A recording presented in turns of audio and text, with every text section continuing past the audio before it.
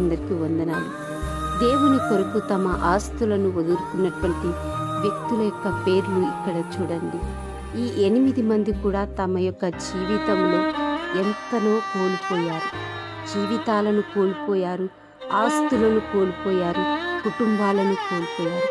కేవలము దేవుని కొరకే తమ యొక్క ఎంతో గొప్ప ధనవంతులైనప్పటికీ ఆ యావదాస్తులంతటిని కూడా దేవుని కొరకు వదిలిపెట్టుకున్నారు, విడిచిపెట్టారు.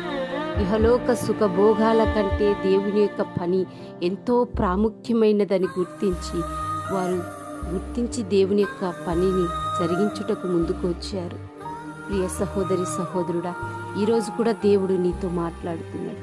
నీ సొంత కార్యములను, సొంత పనులను చూసుకుంటూ విస్తారమైనటువంటి పనులలో భారముతో మునిగిపోయి ఉన్నావా? దేవుడు ఈరోజు నీ పిలుస్తున్నాడు. దేవుని కొరకు నువ్వు ఏమి వదులుకోవడానికి సిద్ధంగా ఉన్నావు?